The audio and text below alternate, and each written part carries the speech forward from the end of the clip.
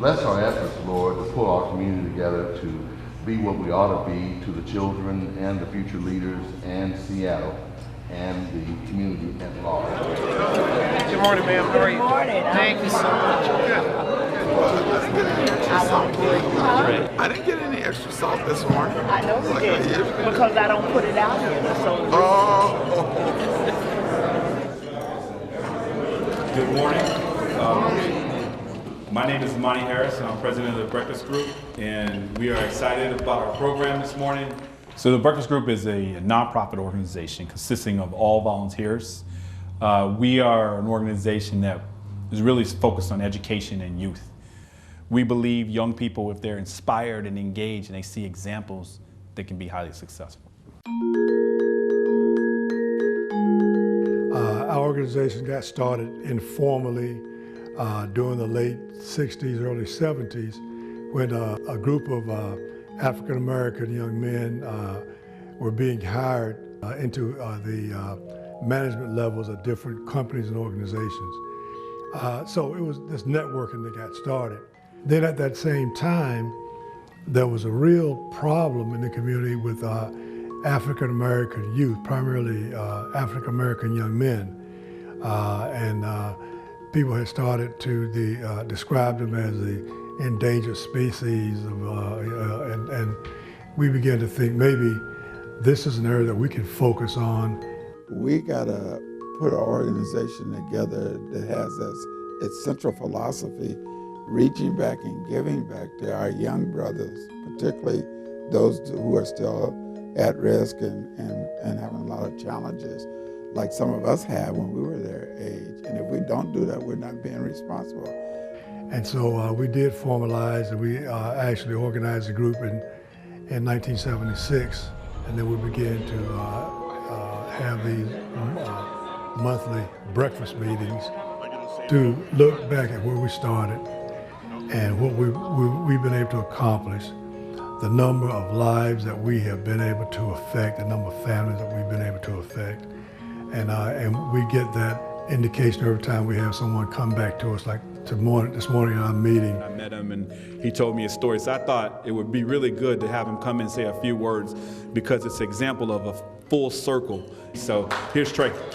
I was a first generation student, so no one taught me how to be in college, how to apply for college, how to get financial aid. I kind of just... Several years ago when Trey was at our Taiwan on luncheon, and we presented him with a scholarship that was financed by King County Sheriff's Department, and he said he wanted to go into law enforcement. Ernie was the only person who I received a scholarship from who ever stayed in contact with me. I'm currently getting my bachelor's in history, and I credit a lot of that to Ernie and the Breakfast Group. To go to college and not have to really worry about the money side, and just worry about going to college, because there's so much more to worry about. To just focus on that really made my life so much easier. Mary, when I'm close to the precinct, I can go. To see him now, you know, he's on the Seattle Police Department. And those are things that come back, you know, to really make you feel proud of where you are and what you've done. In my career, I've been doing a lot of community outreach, especially with young men of color and communities of color. And the Breakfast Group is just like a great example of men mentoring young men. Okay, so let's look at this. Your exam, this will probably be the hardest thing for you to remember. So we'll have some drills leading up to it. We have 3 programs at the Breakfast Group that really help us make an impact in the lives of young people. One of them is a mentoring program called Project M.I.S.T.E.R. It's a group mentoring program that's instructor-led. Here's where the meat of your stuff is. If you don't read and reread and take quality notes from that Ellis Coast reading, page 152. M.I.S.T.E.R. stands for Male Involvement and Service to Encourage Responsibility.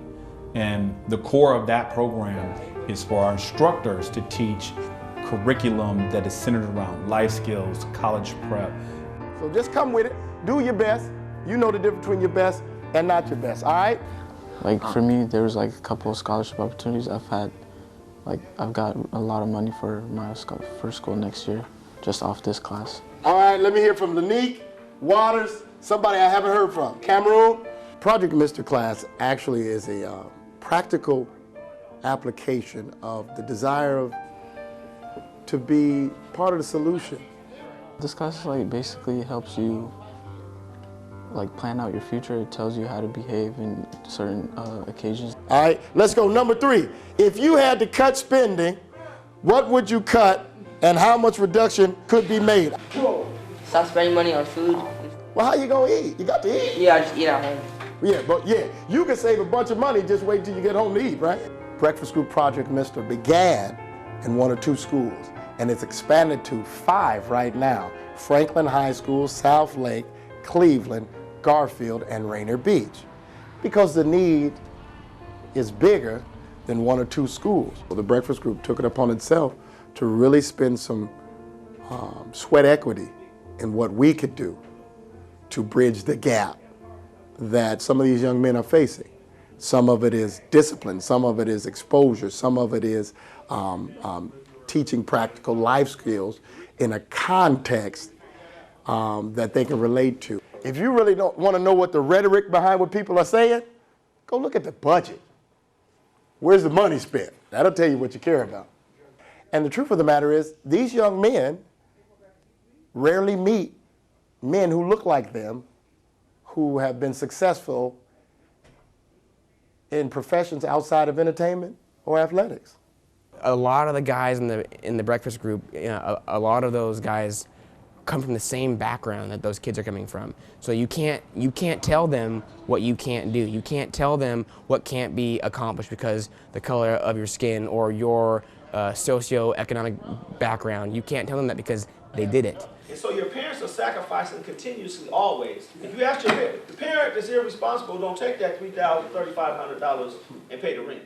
They go out and It's important to like have this class if you're like a minority because it lets you see that like you are like important and not just like another person, and that there are people out there that are willing to like just focus on you and to show you that you're important and to show you that you're like a important person in like society and that you could make a difference.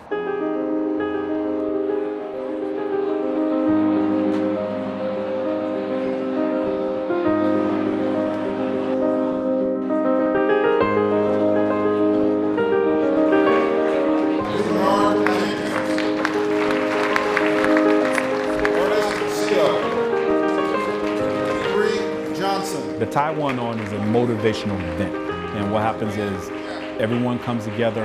It's a 5-star hotel. We bring about 100 plus students from all of the 15 or 16 Seattle public high schools.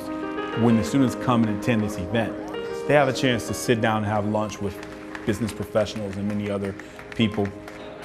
We think that when people are inspired and then you can empower them with tools, you enable them to be successful. And let's just take a look at who is standing in the room around us. These men, young men in this room, are your neighbors tomorrow, our future. You're empowering that child to know they have agency in their life. If you've never seen a person of color be a police officer or be a lawyer or be a doctor, then in your head as a kid, that's not a thing that that I should do. I have to look elsewhere. And so you're just opening more opportunities for that young person when they can see people that look just like them doing this wide variety of things. I'd first like to say how proud I am of you for making it this far. I know that many of you have not always had it easy. I know that some of you may have had some tough things in life. Maybe you come from a broken home. Maybe you come from some dysfunctional environment that you live in. Maybe you've gone and had other issues that were put in front of you that were designed to make you fail. Believe in yourself, young people. Believe in the miracle. Believe in the fact that as they try to kill you, they can't kill you because you've got it in you. Years and years is buried inside of you. Remember who you are and remember who you got with your watching your back. We are watching your back. We are the Breakfast Group. We've got your back. All you have to do is look to one of us. Thank you so much for having me today. The truth of the matter is, A lot is exposed about the pathology in the African American community, and some of that is real, some of it is exaggerated. The truth of the matter is there are fine young men growing up as roses in the midst of the concrete. I live with my grandparents, so I kind of have to take care of them because they're very elderly, and I also live with an uncle that isn't particularly in the best of circumstances right now. He has a drug problem. He's a senior from Franklin High School. He's in the Project M.I.S.T.E.R program, Bernard Jenkins.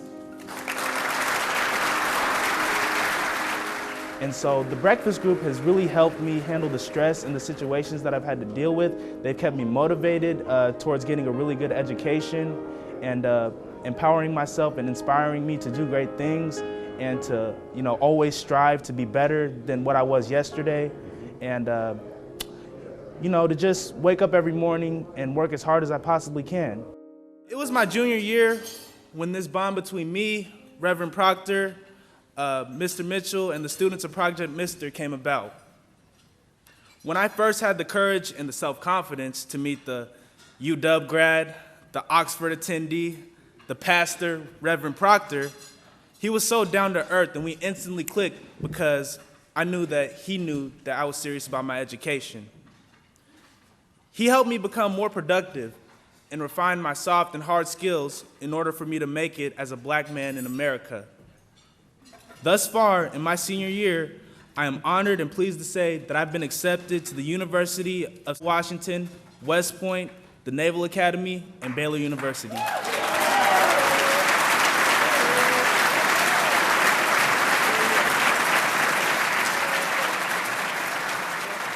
We have those types of students, but then we also have the up-and-comers, the turnaround students, the ones that were sort of like having problems in school and they didn't know what was going to happen in their lives. And so they just needed someone to kind of come along, touch them on the shoulder and say, hey, check out this Project M.I.S.T.E.R course, or check out this or check out that, and all of a sudden they found a reason to go to school. I always get in trouble. I was a hard-headed kid. I didn't like to listen. I didn't like to, I like to do things my way, but that's not always the thing. I have to teach myself that I don't know everything, and that people are only here to help and to see me be successful. Reality Jordan. I go through court and stuff, so they've helped me, just when I'm down, they pick me up, I could be in a jail cell, but I took the time and actually sat down and listened. Statistically, if you looked at them back when they were a younger person, someone would have said, that person is probably going to be this or that. We don't look at young people like that. We look at them and we say, we see where you are, but we know where you can be. See, these young guys, they're capable. They just got to have, those gifts that they kind of have naturally sort of channel in the right direction. So it is now time to tie one on. This is great. That means we want each student to stand and each mentor stand. Take out your necktie. The signature event of Tie One On is actually a rite of passage in a culture that has none, from boy to young man, from young man to man. Over. Oh, okay, over. Now, Okay, now. showing a young man how to tie a tie, giving him probably his first tie and even first dress shirt, and then doing it with him and for him as a rite of passage that we're sowing into you and we're committed to continue to sow into you. Get the necktie. Bingo. And then it's just something very little, just putting a tie on somebody. But the feeling that I get from it is actually big because someone's actually helping me out and they're actually sharing wisdom with me. It was a really great event. I was surrounded by consummate professionals. I was surrounded by sheriffs and police chiefs and CEOs, CFOs, and they were here because they believed in all of us that were in this room. Breakfast Group has a bright future because we are beginning to get more and more younger men involved. The thing I love the most about being involved in an organization like this is an opportunity to encourage young people and really help them understand that they can do anything that they want. No matter what the circumstance is, no matter what the challenge, You heard our speaker earlier. He said he gave you a powerful message. How old are you? He's 18 years old. Would you think he was 18 years old speaking like that? I'd like to ask him to come up here on stage real quick. You know what he said to me when we were sitting at the table? And this is why each one of us are Breakfast Group members. He said to me, how can I become a Breakfast Group member? I want to be a Breakfast Group member to get back in the community.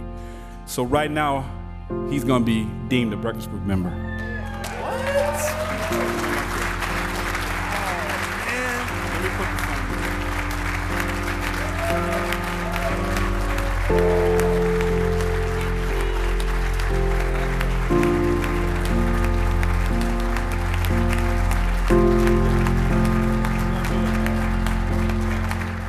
What the Breakfast Group means in my heart, and the reason I'm so proud that it has lasted is that we have not changed our tune in terms of commitment to young black males and their social, economic, educational advancement. In some ways, there's more of a need for a breakfast group today than there was in 1976.